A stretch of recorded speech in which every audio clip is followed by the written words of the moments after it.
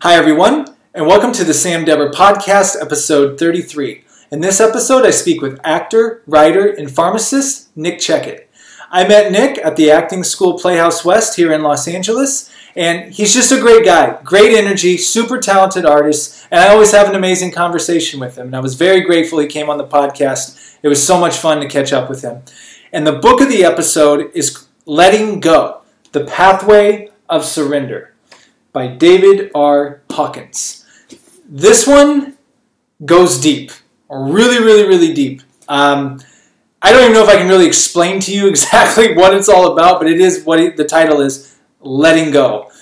Dealing with emotions that we've held back and negative feelings, and really just letting them come to the surface, feeling them out, and just releasing them and moving on with your life. So this will be a book I will continuously read over and over again. Letting Go, The Pathway of Surrender, and that is by Dr. David R. Hawkins. So without further ado, here's my conversation with Nick. Nick Checket, welcome to the Emdr podcast. Thank you, man. It's really good to be here. I'm excited to see your face again. It's been a while. Man, it's been like 2 years. Yeah, crazy how fast that went, right? I don't even know it's just like I think back. It's like you think like, oh yeah, that was a year ago, and like, oh no, that was 2 years ago. We were at Playhouse. Yeah, it's not like 2020 was like a wash, right? Like the whole year, like I don't know what we were doing, or I know I was drinking a lot, especially in the beginning. Yeah, like once lockdown hit, it was like a little vacation, right?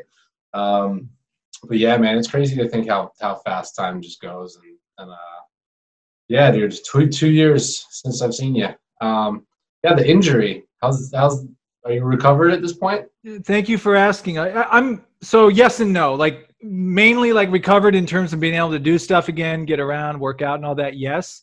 Yeah. It was a nerve injury, one of the injuries, so I had a surgery for that, and I'm still in rehab for that to get functioning back in my foot properly. So it's a long deal. Nerves are the longest thing in the body to heal. Yeah. So, but very blessed, very grateful to be in the situation I'm in right now. It just feels good to be doing normal stuff. Like I was telling you in the pre-show room, I went out in the field for work for the first time in 14 months, and that was surreal. I felt like coming out of a nuclear bunker, like right. like back into the world, like it's so bright. It was great, but thank you very much for asking, man. And also, how have you handled this whole time over the past couple of years? How's it been for you?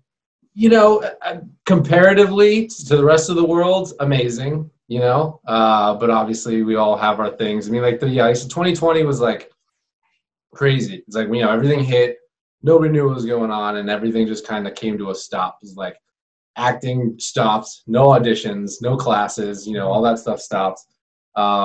And so, yeah, once we got past that first month and we could kind of figure out like, okay, we're actually in this thing for a little bit of like a long haul. I just kind of bore down and did a ton of writing. 2020 is like, that's basically what I remember of the year is I just wrote my ass off basically. Cause I'd written a few things before, some short films in the play, that you saw. But I really wanted to like get into writing and really learn how to craft a film, a pilot. I was just like, I just want to do all of it this year because there's nothing else going on. So that's pretty much how I spent that year, just reading a bunch and writing a bunch. And I finished a feature film, 3 pilots. I wrote another 1-act play. It was just like a ton of stuff that I was just like, whenever something came, like boom, I got the time. I would just like bear down and just write a ton. So that's how I got through 2020. I was really just like writing, which was super therapeutic too. And I mean, with everything going on in the world, a lot of opportunity for some really good material. Try to make light of some things that were pretty heavy. So yeah, that was a bulk of it. Yeah. And then, in this past year, once things kind of got back going again, I focused on the acting a bunch more. Booked a few things toward the end of the year. So that's going pretty well. So yeah, man, I got married last year. So that Congratulations. Thank you. Yeah, it's actually our anniversary's coming up in another 2 months or so. Wow. Which that's insane. It's already been a year. But yeah, man, life's good. You know, family and friends are all fine. Everybody made it through pretty unscathed. So super grateful for that. But yeah, man, thriving as best I can. Man, there's so many things I want to unpack here. Out of everything, you set I this have a up tendency to perfectly. ramble, so like, yeah, just No, you set this up perfectly because you really, I'm like, oh yeah, I want to talk to him about that. Well, first and foremost, man, congratulations on the marriage. And Thank you, man. whether we talk about it now or maybe, I do want to talk to you about that, man, because I thought, I don't know your significant other, but I've witnessed on the gram. Yep. Your guys' progression and getting married. And I think that's really awesome, man. I think it's really awesome that. Thanks, man. You seem to be, you come off to me as a person who has a very well-balanced life. You chase your passions, but you haven't given up like family life and career of other kinds and other things. And I admire that about you. I think you're a good example to a lot of artists. Like, look, you don't have to sacrifice it all. That's kind of what we were talking about on the last podcast. Another actor, shout out to Brian Meyerhofer. You can have both. And you seem like to me a guy that has both. Thank you, man. That means a lot to me that you say that, because it is a big focus of mine. It always kind of has been. I think I benefit in a way because, you know, I got into this creative life later than earlier. Everybody comes to it at different times, but for me, it felt like later. I didn't start acting or really doing anything creative until I was 32. I'm 37 now. So I think part of that, you know, it's funny, when I first started, I was like, man, if I had only started when I was 22, like, where would I be now, right? But like, I probably wouldn't be nearly as happy or successful, whatever you want to call it, as I am now, because I didn't have the mentality to do it the way that I'm doing it now. The way I do it now is I just enjoy the shit out of it, you know?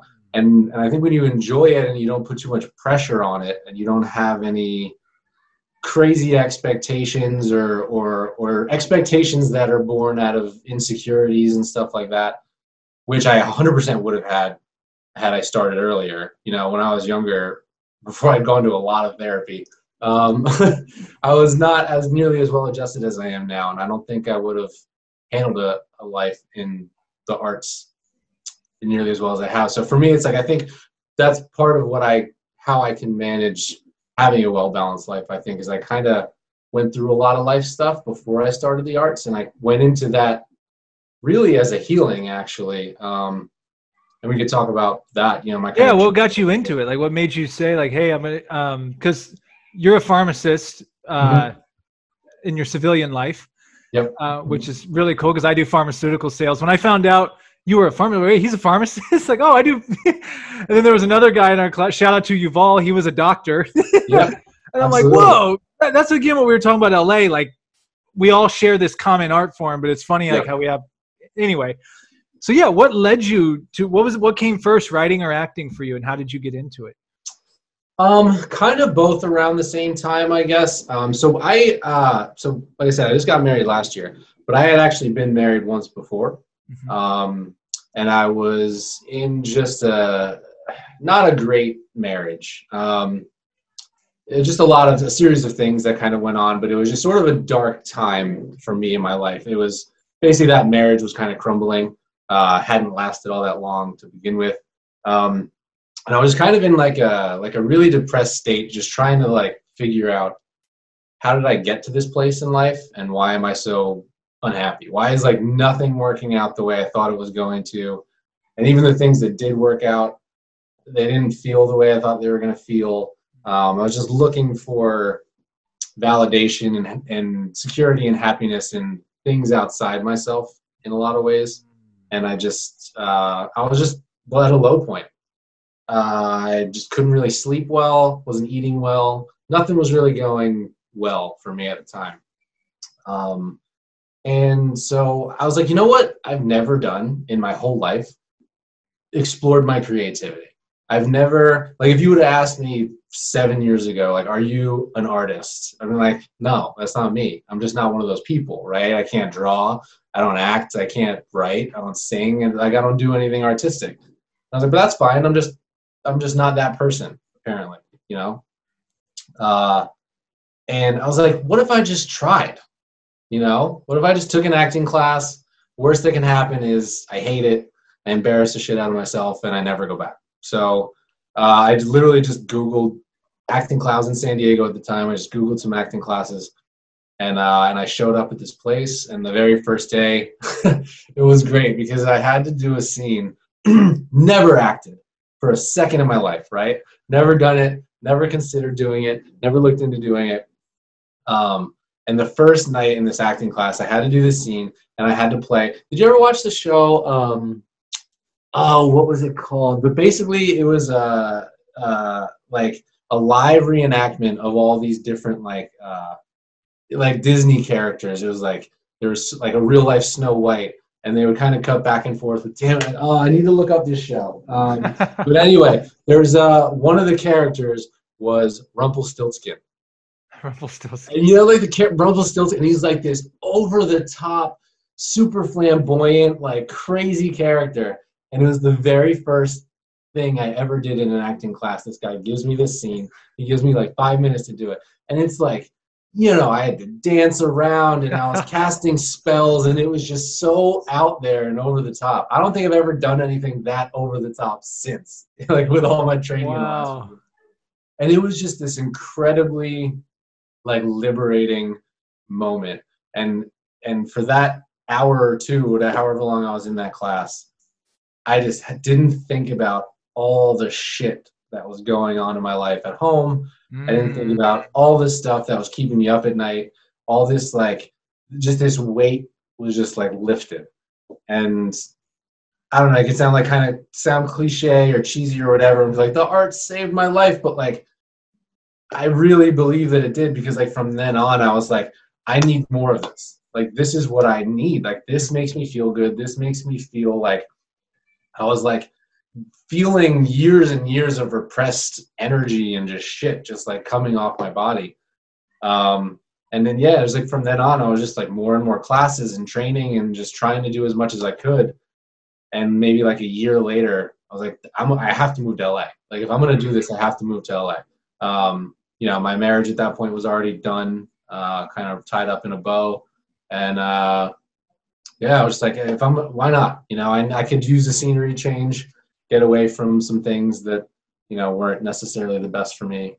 And I just came up here, man. And after then, it's just been like, the more I put into it, the more I get out of it, and just the happier I notice I'm feeling. So yeah, I was like acting, and then writing kind of maybe started a little earlier. I think I just started writing more as like journaling type stuff. It wasn't so much like trying to create anything. That was more just like a therapeutic thing for me to do. So yeah, they kind of started around the same time. But yeah, so that's my journey into this, man. And I think because of that, like I was saying before, it's like it gives me such an appreciation for it. And I know how good it is for me as an individual, aside from all the like, you know, I do want to be a professional actor, and I have my goals that are like, you know, geared toward the business, and I do my casting director workshops and all this stuff, you know, but it always for me just comes back to, I just enjoy the shit out of this. And I feel like as long as I keep that as my primary focus, then it allows me to have that balanced life, you know, because even though when I'm doing all this stuff, you know, it doesn't feel like work because it's fun, but then I can also just detach and unplug and recognize that I have my beautiful wife and our dogs and like our amazing life. And we make like a pretty strong effort to see our extended families that live all over. So yeah, I think just all that stuff, you know, combined is what allows me to have that perspective on how I can compartmentalize all these different things, basically. Yeah. And so, yeah, it's really like you came from a pure place with it. Like you weren't coming into it like, oh, let me get famous, or yeah, excuse me, or let me get really rich off of it. Like, right. no, it actually gave you something like that helped you in your own individual life. And I think because that's where I'm at now too. It's like, I think earlier I was wanting those things, but like now it's like, no, you do things because you have to do it. Right. Because you have to do it. It makes you feel, like you said, alive. And I'm really curious to the things you wrote in 2020, because you're one hell of a writer, dude. And that's one thing I was going to say. I'll never forget going to Lucky Seats. That was the name, right? Thanks, man. You're a phenomenal actor. Shout out to you, Bobby, Melanie, Wolf, who directed. Oh God, does it get any better than Wolf? Yeah, he's the man. But I'm watching your production that you wrote, and I'm just like, this is really freaking good. Like, Nick did an amazing job writing this. And I'm not like a writing expert by any means, but just the way you told the story and the punchlines. And of course, all you guys did a great job acting. Wolf did a great job directing and all that. But it's like, I was just so impressed with your writing, man. Like, I was so impressed that you put that together. I'm like, that's incredible. So I had to say that. Thank you, man. No, I appreciate that, man. And you know, that was one of those things that was a very personal thing for me, that play that I wrote, because it was really fun to do, because it basically what it was like, I almost took like she was my girlfriend at the time, not my fiance or wife yet, but she's my wife now. But I thought of it as like, what would be her worst nightmare, right? Because she moved to LA with me. And she didn't particularly want to. She came just because I wanted to come here and explore. And, you know, we had friends and family and everything in San Diego that she left behind to come support me in this thing. And I was like, what if there's this thought of like, if I came here and became just a complete egomaniac and completely disregarded her feelings, like what would that look like? Because I think that was like her deepest fear in the back of her mind when we came here, right? And so that's how kind of started with it. And then it just became very, very personal. And I really explored a lot of my own like inner demons. And, you know, it became more about like, what would it look like if I really indulged this business in that way, right? In that negative way, kind of like you're saying, it's like you come here for fame or you come here for money, and it can take you over like very easily. And it kind of just, because it was so personal, it just came out and it flowed so well. And then of course, Wolf, I mean, Wolf's the one who really crafted that into what it was. Like when it comes to some like directing theater and just knowing what people want to see and knowing how to bring the best out of your act, like the guy's a genius, like nothing short of a genius. And working with him was probably the most fun I've ever had. So yeah, I'm glad that you enjoyed it, man. Cause I always think that if you enjoy something like that, you can feel the personal essence that comes out of it. And like, that's what it was for me. That was like a super personal, fun thing to do. So yeah. I like what you said there. And yeah, shout out to Wolf Bodison. Being a part of he's the man's a creative superstar genius. He's a legend, man. I watched when you had him on, and just listening to his story about how he got that role. It's one of the best stories I've ever heard, to be honest with you, about destiny. Like, it's one of the best I've ever heard. And like, you know, and about some like Rob Reiner, just like you look at someone and you can see that there's more in there than being a PA, right? Or an AD or whatever he was. And like, it's just incredible, man. It's so cool. Yeah. And one thing I like what you just said too about, I like how you said you got to explore some inner demons with your art, with the Lucky Seeds. That's an interesting, it's actually something I've been toying with. The more I get into self-work and self-development and stuff, it's like, instead of suppressing these things, how can we in a healthy way bring them to surface and like work through them? And I would think by doing that, you got to work through some stuff. Oh, 100%. Because that was the time too, like, again, it's like I was pretty new to LA and this business. So, you know, despite, like I said, all the stuff I said earlier, having like somewhat well-adjusted life, you still come here with stars in your eyes, you know? Oh yeah, like, of course. You come here and there's, you know, you see celebrities every now and then and you hear stories about, you know, people getting their breaks and all this stuff. And it still very much takes you over. And you have this idea of like, okay, well, when's it going to be my turn? And how am I going to go about it? And whose ass do I need to kiss in order to get there? You know, and you get caught up in all these things that people are doing and saying, and not everyone is exactly who they say they are. And, you know, there's a lot that goes into it. So there was a lot of that too, of me sort of working through that of like, okay, like this is going to be like the worst. If I took this to the extreme in the wrong direction, this is going to be what it would feel like. And so it allowed me to really dig into like that incredible desire to make it, right? To make it, to whatever it was. Because that's the thing is like Jake, the character that I played, was completely delusional. You know, like he had these ideas, like he was doing a one-man Hamilton show. Like, you know, it's like, and that was totally Wolf's idea. Like he was like, let's take this to like the like crazy extreme. And I was like, but I want it to be like believable. He's like, dude, everyone's gonna eat it up. Trust me, a one-man Hamilton show is gonna make this. And so like, but that was the thing, is like he's doing these ridiculous things, and then these ridiculous ideas of what was gonna happen. You know, had he pulled it off, he was going to be the next, you know, Bradley Cooper, or, you know, whoever. And so it was fun to just play around with that and just to recognize, like, dude, that's not how it works. And like it is for some people, like 1 out of a million, maybe, but like, and even if it is, like, that's not really what you want. Like, so it was fun to just play around with the inner desires that I did have that potentially could be toxic, but if you can just understand them, then actually they can serve as fuel. Yeah, it was super fun, and it definitely helped work through a lot of things. And actually, it kind of helped my relationship with my wife now too, because interesting. Because when I explained it to her, I was like, "Look, I see you. You know what I mean? Like I know that you sacrificed a lot to come here, and I know what you're scared of, and I get it, and I'm not going to do it, and I'm going to lean so hard the other way that I'm going to now make fun of it, and I'm going to make fun of myself, and I'm going to let you watch as I show you that this is never actually going to happen, that it's just a joke." And she loved it. She was there for every single show, and yeah, it was great. That was a super fun experience. I really want to bring it back at some point. As you should.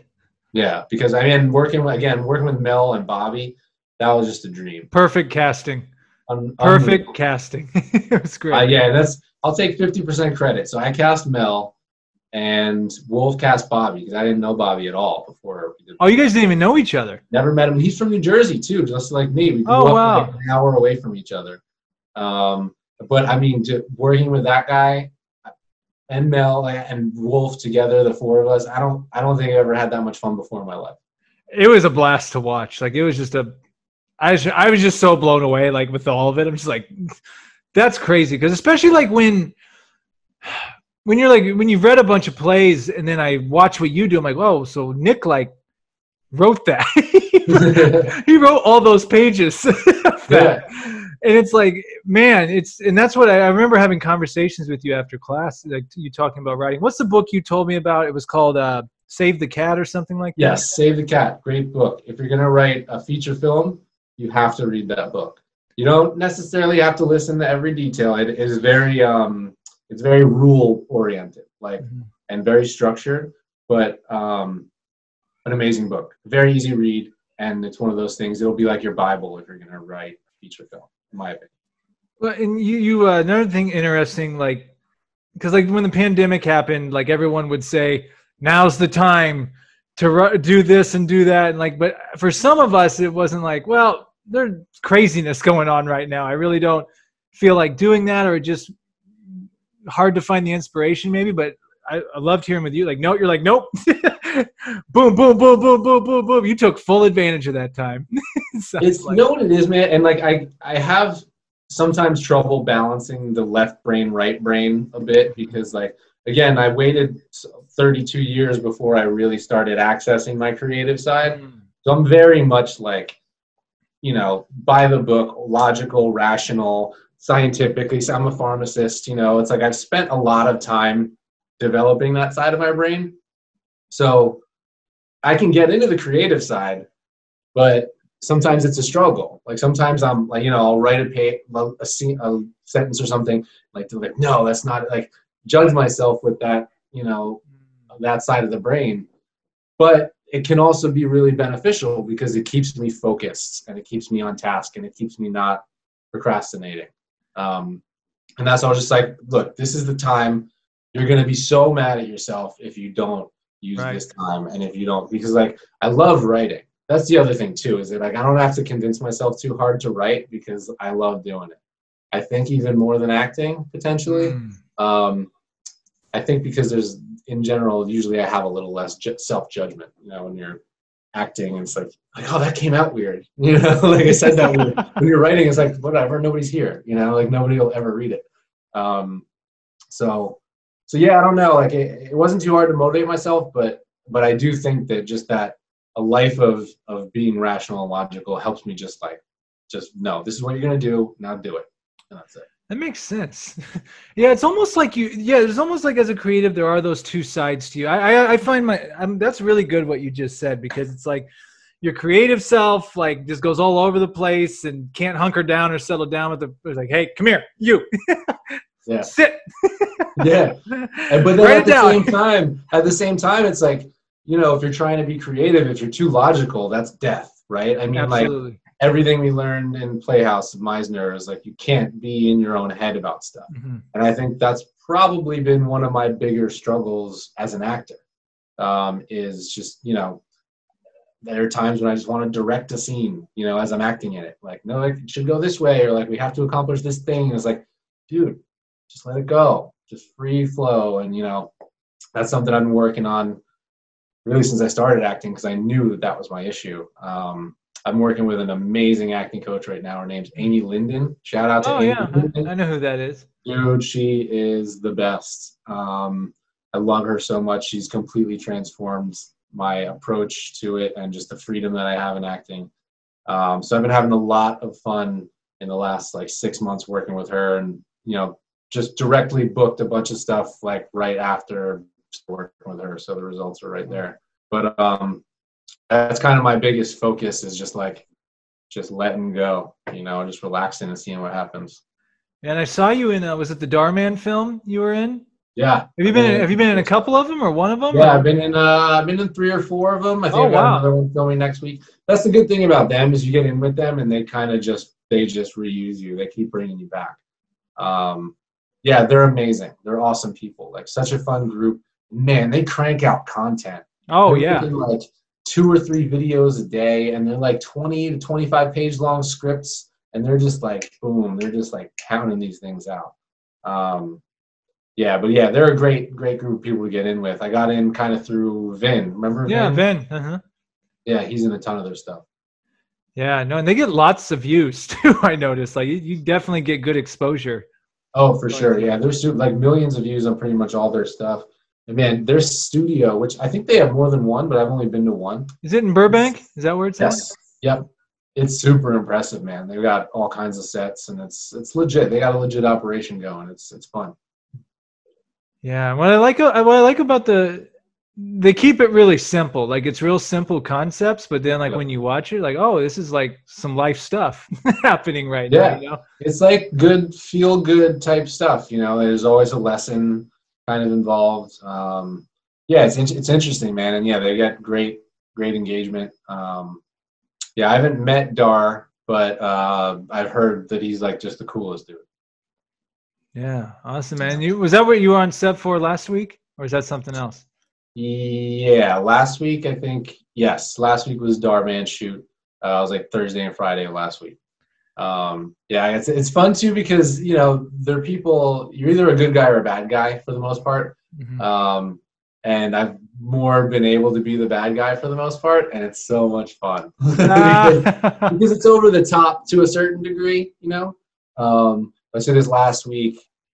It'll be coming out soon, I'm sure. But I got to play like a retail worker at like a high-end fashion store. Mm-hmm. And this girl was trying to return a purse, which turns out to be a fake. And I call her out on it, and I'm disgusted that she would ever return this fake purse. It's good stuff. It's super fun. It's light enough, so it's you don't have to stress about, if you've got your roll down, you just go in and kind of play, and everybody has a good time. Yeah, man. Oh, that's awesome. And then you said you've written some films during this time too. Do you play? Oh, and then the other thing I saw you in, I think you wrote it. Melanie was in it. And Mike, I believe. Shout out to Melanie. And Mike, where you become. I think you're naked in it. It was a stripped down performance for sure. Yeah, that was super fun. So I made a couple short films now with Vin. Actually, I just made another one. And, oh wow. We made it. We shot it right after Thanksgiving. It's in New Year's Eve themed, and we were gonna just release it, but it actually came out even better than I thought it was going to. So we're gonna start hitting some festivals with it this year. Awesome. Yeah, so I'm super excited to see how it does. and the festival circuit, and I'm super excited to release it because it was another similar like to the one where I was just naked. It was just it was just a good time, you know. It's like nothing too heavy, it's just light comedy, and I think people are gonna enjoy it. But yeah, the one is up on my Vimeo page now. If anybody watching this wants to see my bare ass. What's the Vimeo? What's the Vimeo shout out? Just type your name. Yeah, you can type my name's Nick Checket, and Love Thy Neighbor is the name of the short film. It's a good time, you know. It'll make you smile. Well, dude, I'm loving that you're creating, man. It sounds like this past couple of years has been pretty amazing for you for the most part. Honestly, man, it sounds has great. Yeah, it's like, you know, I know it's been rough on the world. So all things considered, it's been pretty easy on me. So I'm super blessed and super happy about that. And yeah, it's like momentum, I think, is what it was. Like, you know, taking time off of auditioning and like the whole grind of getting auditions, doing the auditions, being in class, you know, that just running around ragged sometimes. Once that all kind of came to a stop, I just kind of found a little bit of a creative groove, you know, like, and I think I just found where I want my creative life to live, you know, and like you said, the balance between my family and work and stuff. And when you put a pure, like you said before too, it's like when you can put a pure intention into your work, it's always going to be better. It's always going to feel better. It's always going to be more rewarding. And I think honestly, having the slowdown of the pandemic really helped me figure that out a little bit and kind of find a good rhythm where I'm happy living, where I'm doing enough stuff that I don't feel like I'm being lazy, but I'm not overworking myself to death, where I feel like I'm giving everything 50%. You know, it's like 50 over here, 50 over here. It's like, I can do 100 here and here. And if I have time, I'll throw some energy into that. But like, I can really just focus on the stuff I want to do. And yeah, I just kind of never stopped, you know, and that's just, even now with auditions and stuff, I just manage everything pretty well, I think, compartmentalize stuff. So. Yeah, and if you don't mind, I'd like to transition a little bit about, I am curious, what has it been like to be a pharmacist during the past 2 years? You know, it's crazy. It's been crazy for sure. And it's been a roller coaster, because especially with all these like waves, right, of the virus and stuff. But it was interesting. So like for me, so I've been a pharmacist for now 13 years. Wow. Working for Walgreens the whole time, so I haven't really changed jobs all that much. When I first started, I mainly became a pharmacist because it's a family job. I've got like 4 pharmacist cousins, uncles, and just a bunch of people in pharmacy. And when I was applying to colleges when I was in high school, I wanted to go to Duke University. So my dad went, and I was like, I'm going to Duke. That's it. I'm going to go. You know, I did well in school, like not like amazing, but I thought well enough. I was like, my dad went, so I'll get in. And so I applied, and I didn't get in. I didn't really have a backup plan. So it's like, shit, like, what am I going to do? So my mom actually was the one, shout out to my mom, Joanne Checket, she's the boss. She's the one who recommended. So I was living in New Jersey at the time, and Rutgers University had a 6-year straight through PharmD program. So it's like you basically start pharmacy school out of high school, like your first year. Oh, no undergrad. You just go straight into it. Just straight through. So it's 6 years straight through. So you either finish or you don't. If you don't finish, you don't get any undergrad degree or anything like that. It's just like you gotta just power through it. But it's 6 years as opposed to going to undergrad and then pharmacy school, which is like 7 or 8. So I was like, yeah, whatever. It's in-state tuition. I guess I'll do this pharmacy thing. Didn't really think about it much. You know, if I want to, I'll change majors or whatever. And I just kind of powered through. And so I graduated. I moved out to California immediately. You knew you wanted to go out to Cali? Is that where you always wanted? Well, I was dating a girl who was going to grad school there. So she's like, why don't you move to California? And I was like, you don't have to twist my arm. You know, like, so yeah, I moved out. And, you know, for me, the pharmacy job was always a job. It wasn't a passion. It wasn't something that I was like really excited about, but it paid well. And it gave me the opportunity to travel and do the things that I wanted to do. Interestingly enough, when the pandemic hit, it kind of changed my outlook on it a little bit. Like you know what it is like people don't come to the pharmacy in a good mood. You know, like if you're there, you're sick or you're picking up your medication, it's a chore. And oftentimes it's not ready when you think it's going to be. There's a lot of things that just put people in a bad mood. So in general, people kind of treat us like shit. You know what I mean? Like the baseline is not very friendly. So, you know, after a decade of doing that, it gets it gets to be a bummer, right? But during at the start of the pandemic, I noticed that people were, at least at the start of it, being a lot nicer. It seemed like it created a little more humanity, you know, like people, maybe because we're going through this thing together and nobody knows what's happening and everybody's scared. But it was like, you know, we became this, a source of information, a source of comfort and safety, you know, depending on how you handled the people that came to you and stuff. So like, for me, it was actually pretty nice. It was almost like I was connecting back with it to, you know, when I first graduated and I was like excited. It's like, oh, I get to be in healthcare, you know, I get to help people and I get to give people information, and they're going to appreciate me and I'm going to be respected part of the community. And like, you know, 10 years in between, it kind of whittled me down to being like, oh my God, this job.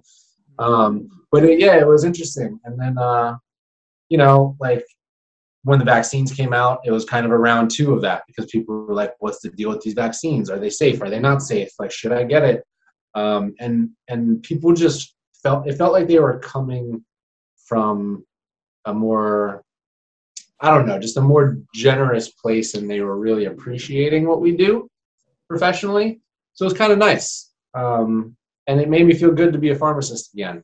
It made me feel like I was doing some good as opposed to just, you know, being behind a counter telling people it's going to be 15 more minutes, you know, like, so,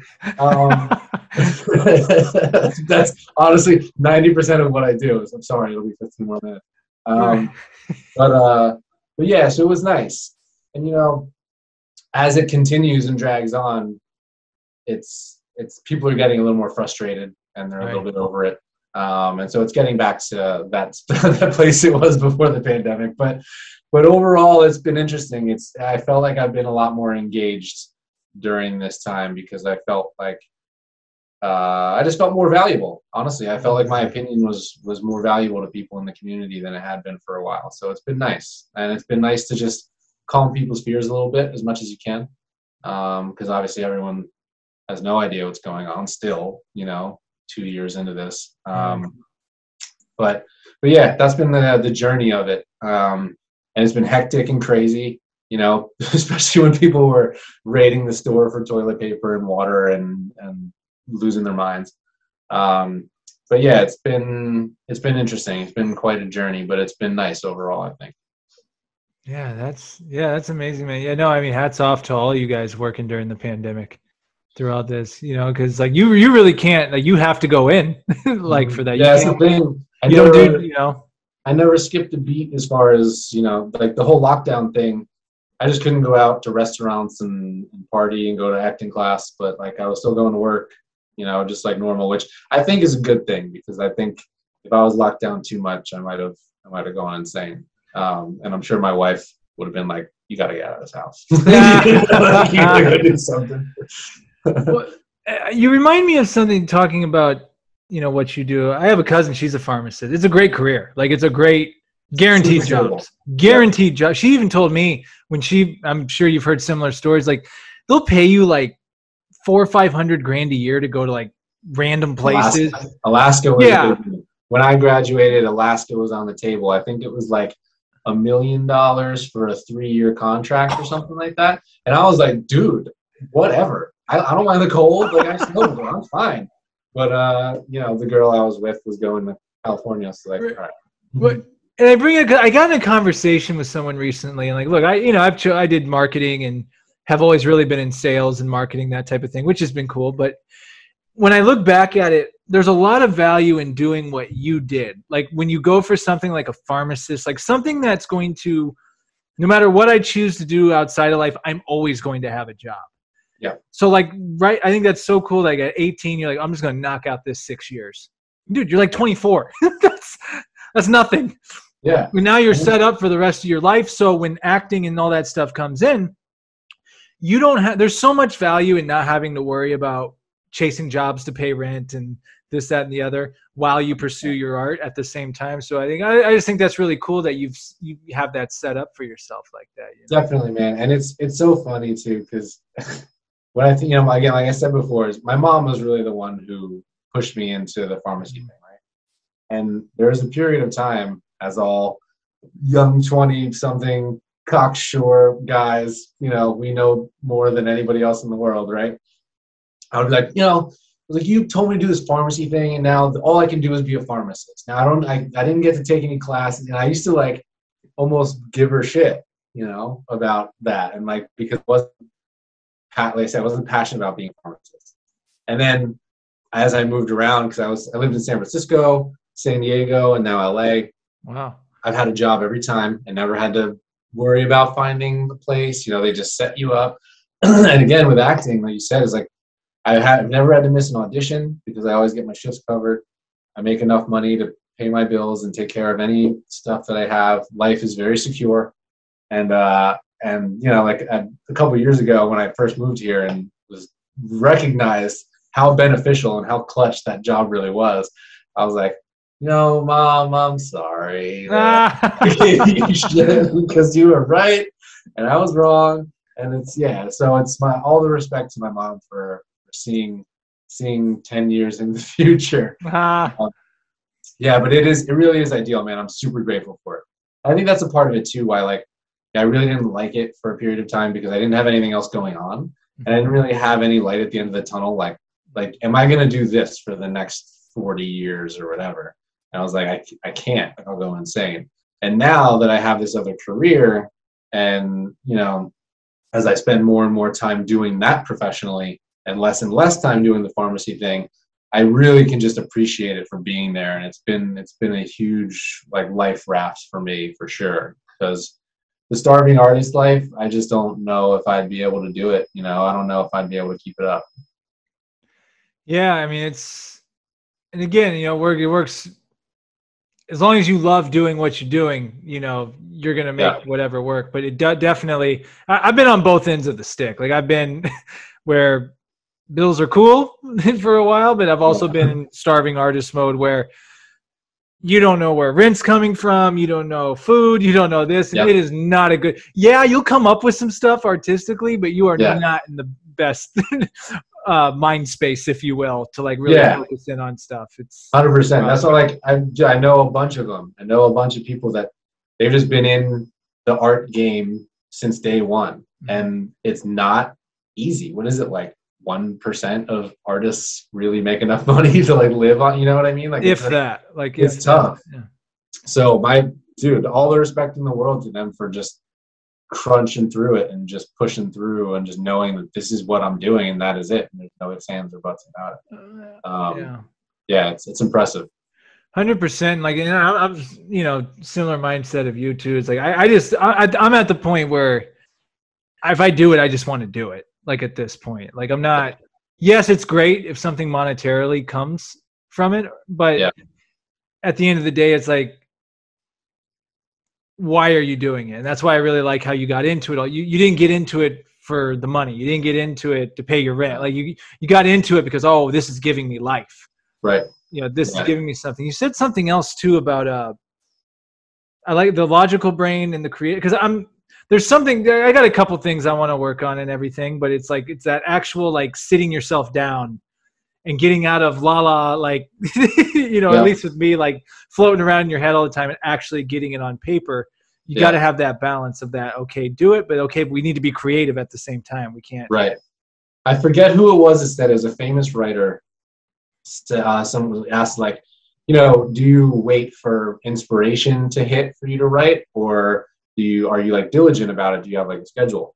And he was like, oh, you know, I wait for inspiration to hit. I just always make sure inspiration strikes me from 9 a.m. to noon every single day. It's like, so yeah, it's like, you know, you just have to, you don't have to do anything. Everybody does whatever they want. But for me, like, I have to have like a schedule. So you block out time.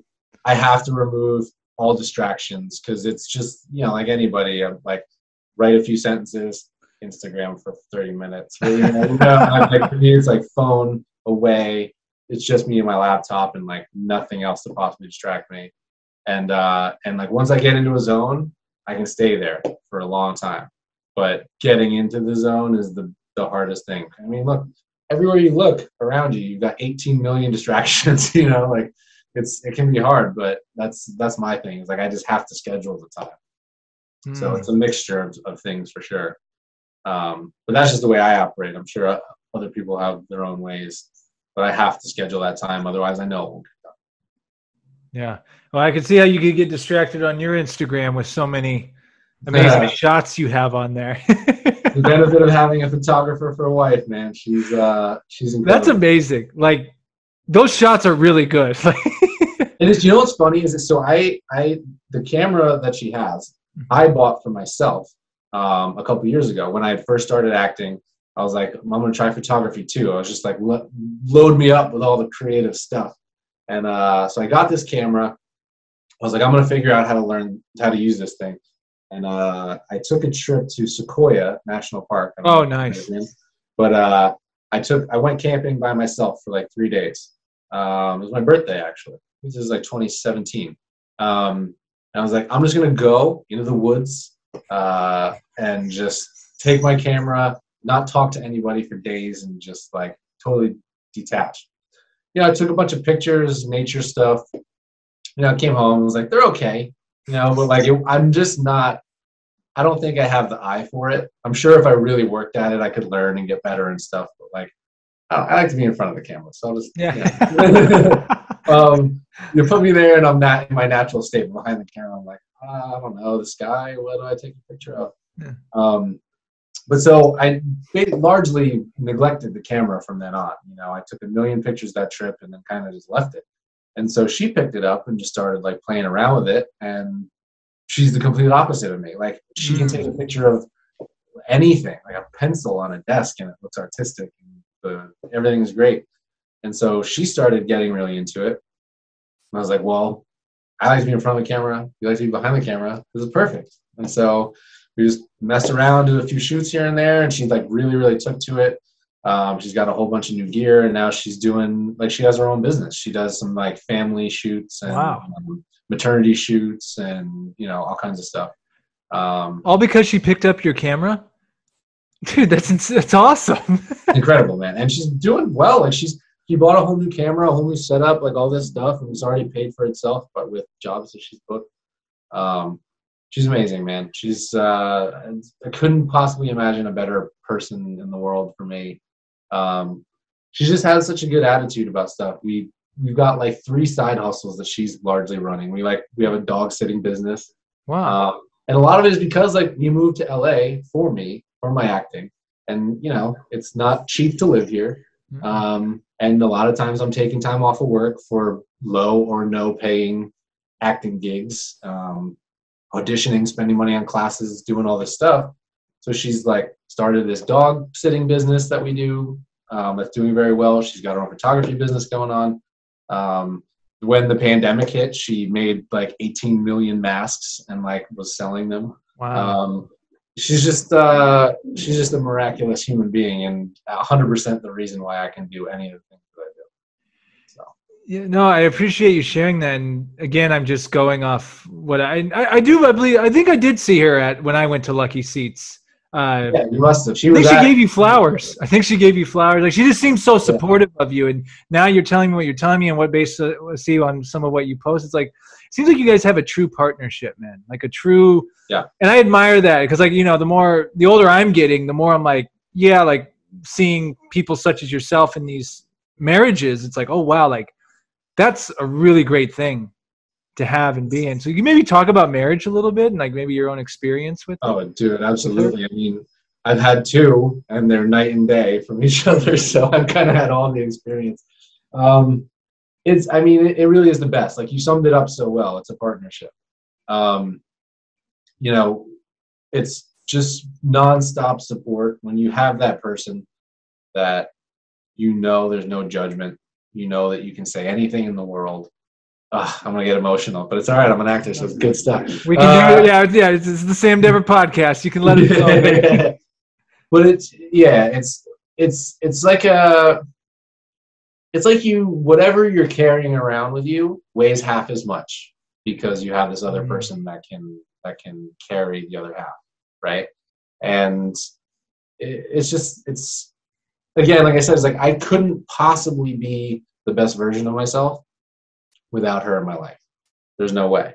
Like she brings out so much good stuff. When I'm feeling shitty, she makes me feel better. When I'm feeling cocky, she brings me back down to earth. Like it's just the perfect balance all around.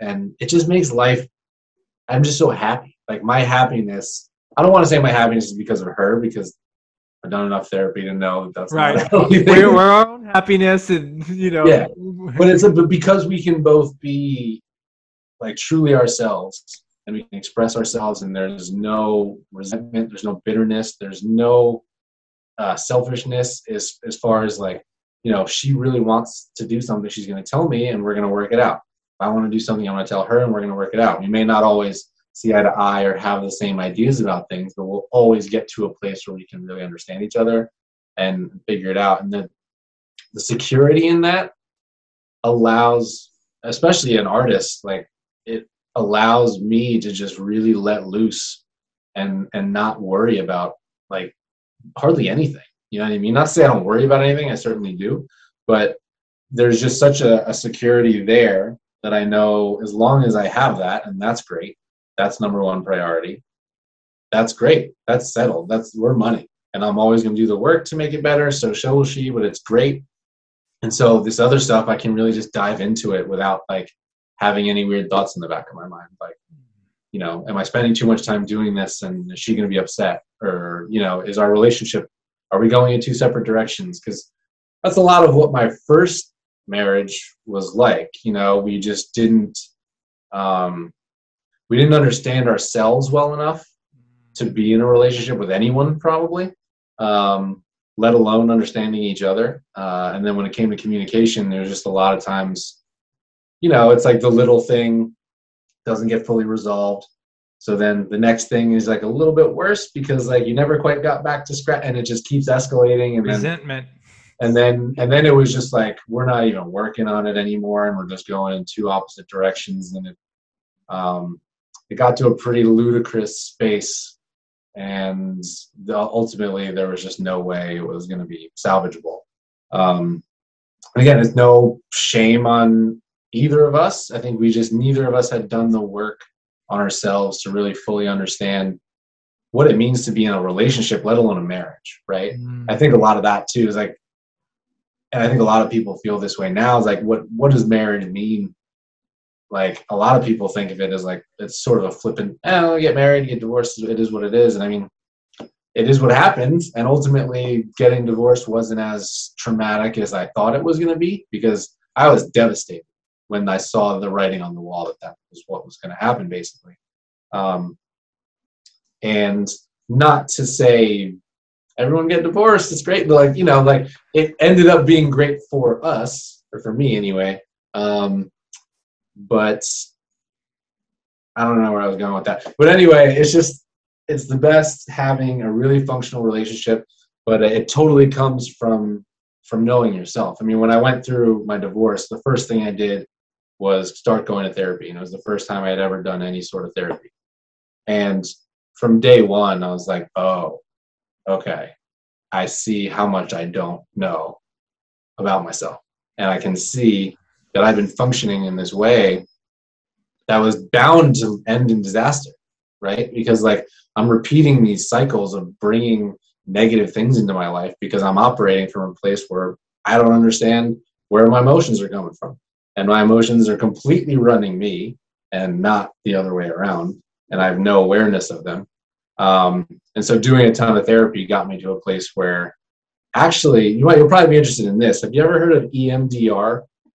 It's eye movement desensitization and reprocessing. No. What is that? Dude. Okay. Have you done therapy? Have you done therapy at all? I have not. I need to though. This is my therapy right now. We're doing. Dude, I'm happy. I'm happy. So I love talking about it. I'm like the world's biggest proponent of it because again, it completely changed my life. I genuinely feel like I'm a different human being than when I first started. But this EMDR thing it's nuts. So it's sort of similar to like a hypnosis in a sense. What you do is, and so what I did was I did like a 1.5 years worth of therapy with my therapist, who I absolutely love. Shout out to Lori Underwood. She's like the world's greatest human being. So we did like a 1.5 years worth of individual therapy, which developed our relationship, right? So I trusted her really well. And so she did this thing where EMDR is basically, the idea behind it is you want to take a traumatic event from your life and reformulate it and like review it as something positive. So, we had, over the 1.5 years, we'd worked out a lot of things that happened that were traumatic type events for me, and I would revisit them. But what you do is you hold these paddles that vibrate, like one and then the other, and you have headphones on and they make a clicking sound, one and the other, like alternating ears. And the idea is that you focus on these things to like distract your brain, and then she or your therapist or whoever walks you through this traumatic experience that you had. And so like the first time you go through it, it's like crying and you lose your shit and it's this traumatic experience. And then you stop and you sort of talk about it a little bit, and then you do it again. And the next time it's like not quite as traumatic. It's still like a little rough. Then the next time you're like, oh, that actually wasn't so bad. And then like the next time you're like, you know what?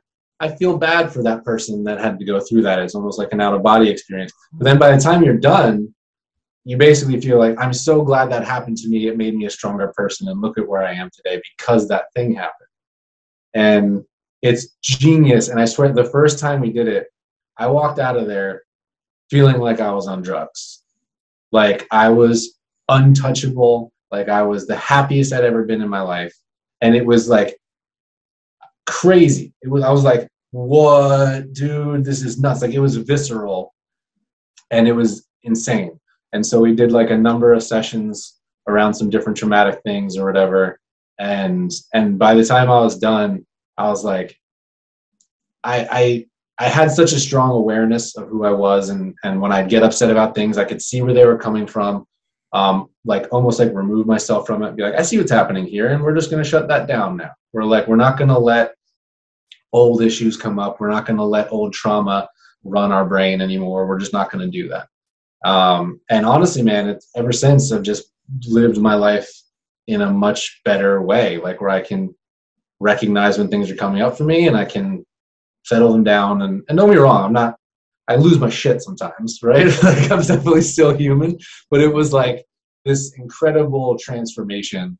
And it's just insane to me because of the difference between, it was night and day difference. So whenever anybody's interested in therapy or anything like that, I will just talk and talk and talk and talk for hours because I love it. And I think everyone should have to do therapy for at least like a year. It's just the greatest experience. So yeah, if you're thinking about it, 2 thumbs up, man. I'm 100% recommend. And what's because a lot of people have come on here now, you're talking, because it's like, you're talking just talk therapy, right? When you're just sitting, talking with a therapist, and we don't go into, we can keep it vague, but you just go in and how do you start? Like, is it just, like, what's the starting block? Or do they well, it's interesting because for me anyway, and I'm sure everyone's different. Some people I think go in with like really specific stuff they want to work on. For me, it was like, I was in a situation in my life where I was very confused about how I got there, and I had no idea how to get out, and I was just sad and depressed all the time. And I just went in and I was like, look, I don't really know what's going on. Like I could tell her a little bit about what was happening in my relationship and how I'd gotten to that place, but I really didn't understand where to go or what to do with it. So I was like, I don't know what to say or do. I just know that like being in here is necessary for me, and I'm hoping you're going to help me figure it out. And that's really what they do. If you have a good therapist, they don't tell you anything. They kind of just talk you through some stuff and you figure everything out for yourself. It's a lot of just like self-revelation. So usually, or I don't know about usually, I mean, just in my case, it was like I just sat down and my therapist was like, look, this is a safe space. You can say anything you want. Like, just say whatever comes to mind. It might not have anything to do with where you're at today.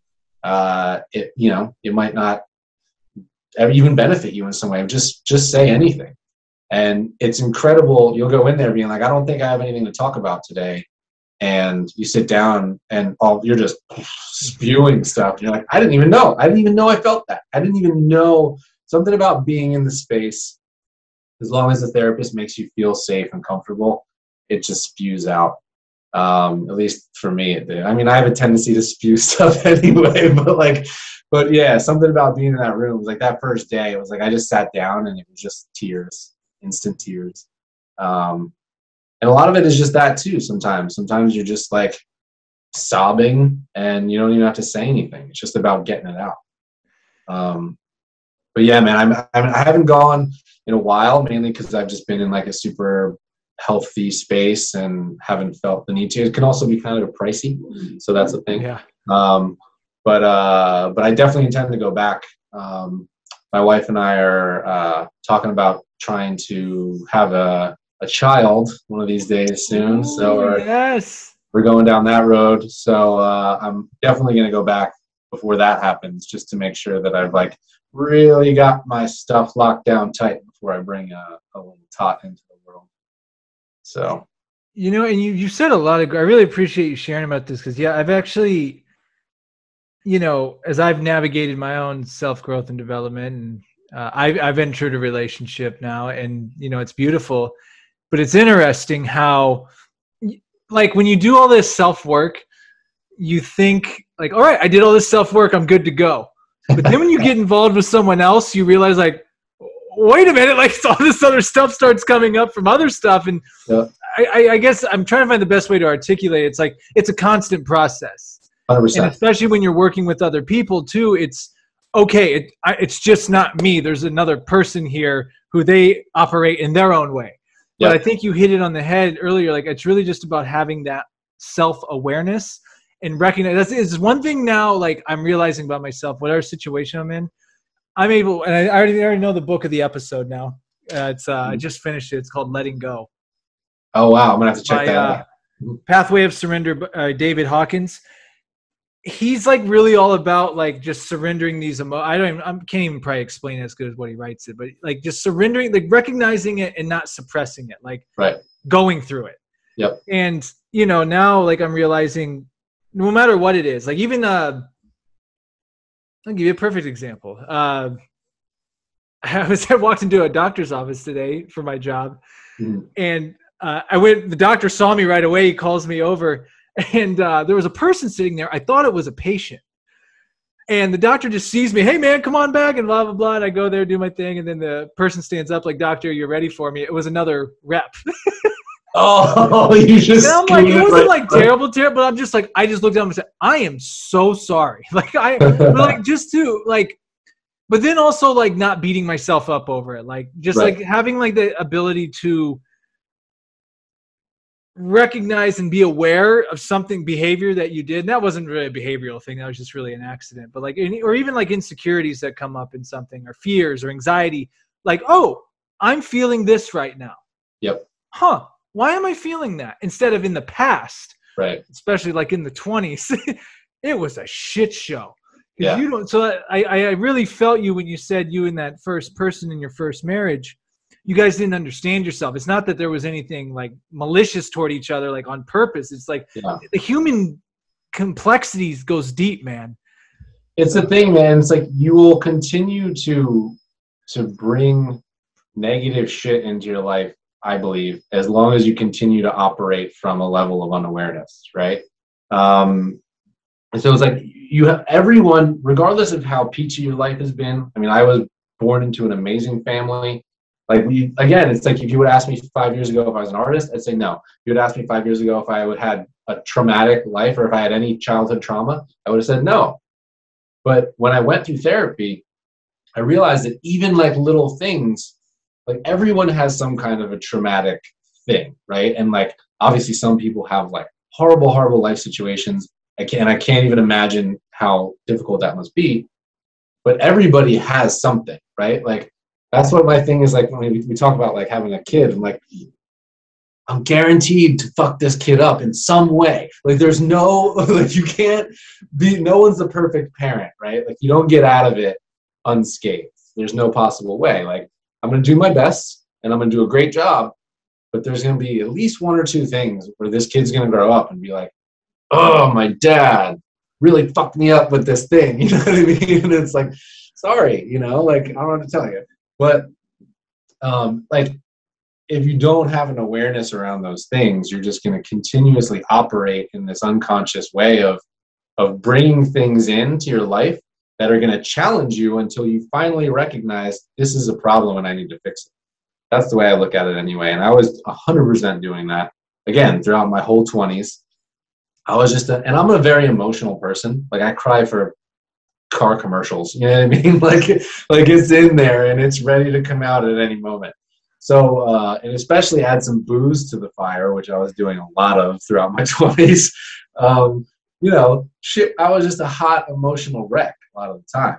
And I had no idea why. I had no idea where it was coming from. I just said, oh, I'm just an emotional drunk, I guess. But it was happening when I was sober too. And it just got to that place where I was like at such a low and my emotions were running me ragged that's when I had to finally figure it out. So yeah, until you've done that work, I don't know, man. I can't, like, if I were to go back in time, even for a day, to be in that brain, like, get me out of here. I can't. Like, I gotta regulate, man. It's nuts, and it's incredible what you can accomplish in that regard if you really put your mind to it and have some professional help. That's beautiful, man. You got me pumped for therapy. I'm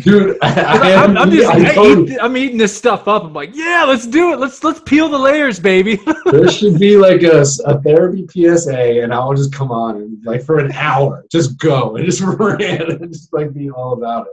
Well, when you book your first giant movie and you're out there, you're going to be a spokesman for therapy. Dude, I'll have. I can totally see it. I'm calling it right now. All right, I like that, man. I'm on board. Sam Dever said it first. Yeah. Well, I'll give you 10%. Okay. Just give me some free therapy. That'd be nice. But got you, man. This has been so great catching up with you, man. And we've hit about over the hour mark now, and I really, really appreciate everything you've shared today. I think what I love about these, it's like I know stuff about people I'm talking with, but then I learned something new, like the whole therapy thing. No idea that was coming. Yeah, but so glad it did. That's what I love this stuff, man. I love that you're doing this podcast. Like I love podcasts in general, but like I get to watch, you know, because I know a lot of your guests. I don't know all of them for sure, but like obviously Wolf and Ford, like a few other people you've had on from Playhouse and stuff, and I get to learn stuff too. And like, and it's great, dude. You're really excellent at this, and like. I knew you would be. Like as soon as you started the podcast, I was like, that's the perfect person to have a podcast. Like you're just such a good dude. You're such a good conversationalist. You're such an interesting guy. You've got like such a cool style and like swag. Dude, and the book, like how much you read, I'm in awe. Like that's the one thing that I would say about my life right now that I wish I had just like another hour a day or something that I could put into reading, and I'm sure I could find it, like if I really wanted to. But like, yeah, I try to read as much as I can, but it's not nearly as much as I would like to. And you sent me that book. You sent me Meditations. Yes, Marcus Aurelius Meditations. Yeah, and dude, what an amazing gift that was. Like, and that's just so cool. Like, especially nowadays, right? Like, we all have Amazon. It's the easiest thing in the world to hop on there and send somebody a book, right? So easy. There was something about it that felt so like old school, you know, like someone sent me a book, like a physical book. They didn't send me a PDF. You know, like they said, like, and that was just like the coolest thing, man. I thought that was like such a very classy, thoughtful, really cool gift. I appreciated the hell out of it. I love the book, obviously, because it's incredible, full of insight. And it's just such a you thing to do. And I was just so like, God, Sam's just such the perfect guy to have a podcast. You know, like you're just such a classy guy. So I'm stoked for this, man. I'm absolutely over the moon that you asked me to be on it. And it's been great seeing you, talking to you again, man. And hopefully I'll be on again sometime soon. Oh yeah, this is good. Well, I really sincerely thank you for saying everything you just said, man. I really appreciate that. And it's I'm really blessed. And I know we both like coming out to LA. It's like everyone says like, and of course, is there superficialness and fakeness and all that everywhere. And I came from Vegas too before I came here. But at the end of the day, I really feel energy attracts energy. Totally. And I've met like nothing but amazing people, and you're one of those people out here in Los Angeles. And I'm just so grateful for that. It's like, yeah, man. You know, so it's this is going to be, I think with this, what we're doing here, we're just going to keep the conversations going, man. You'll come back on. We'll just keep eventually, hopefully doing like some type of in-person format. Yeah. That would be definitely awesome. nice. So we're just getting our reps in now. Yeah, man. I love it, man. You're killing it. And yeah, it's great to see you. Yeah, and you should just grab a drink or something, do something sometime and hang out. I'd love to see you. Yeah, I look forward. Well, maybe I will say this real quick because I'm going to give you the last word here in a second. But I do have to give Walgreens a shout out because all right, nice. Supposedly you guys don't see reps, right? That's what I've been told. Yeah. I'm not going to name where the Walgreens was. Every Walgreens I've gone into, they've been very nice to me. And I know you guys are slammed back there. Like, I know you have a lot going on. So every time I go to like, you know, check on to see if if you guys can keep something in stock for a doctor, or like, hey, just wanted to let you know about these products that are new to the area. Yeah. I'm just like, I know you guys are slammed, but you know what? They always give me the time, you know, so hats off to you, Pharmacist. All right. I like that. Yeah. I'll take a positive review for Pharmacist anytime. Absolutely. Absolutely. Yeah, no, I'm glad that they've done that for you. Cause in general, that's the policy, but like, yeah, me too. It's like they come in all the time and just like, I'm always polite. So it's like, yeah, why not? Whatever.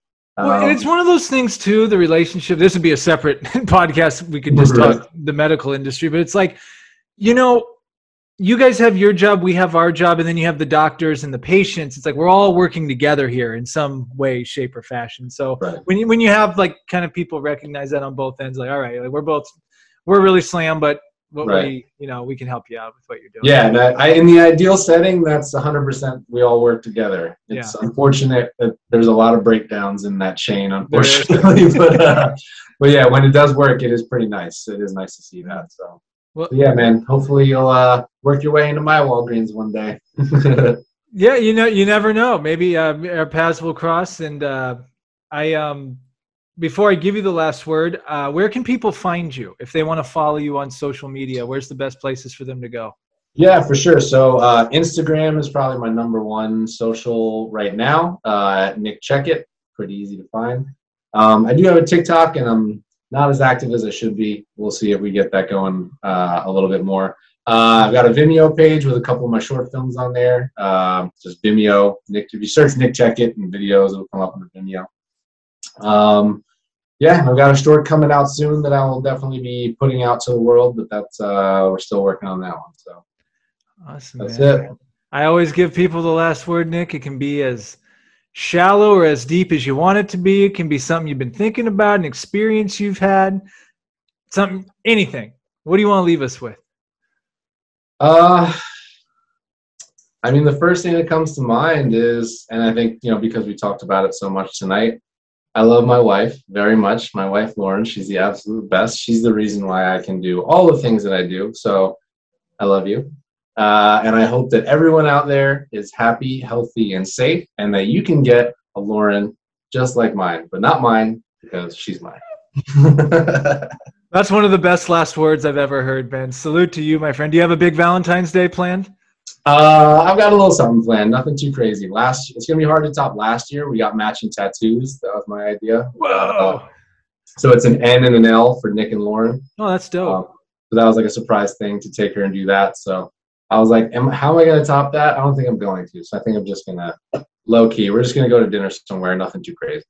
Awesome, man. Well, man, I'm really happy for you, man. I'm happy for, you know, your acting career, your writing career, and I'm happy for the love in your life that you have, man. And you're just a good dude, man. You have great vibes, and really glad to have connected with you. And we're going to keep this conversation going, man. Yeah, man. Thank you. I appreciate it, man. Thanks again for having me on. Always good seeing you and talking to you, and look forward to the next time. Absolutely. Hang around for just a second, Nick. I'll stop the recording, but man, so good seeing you, my friend. All right, buddy.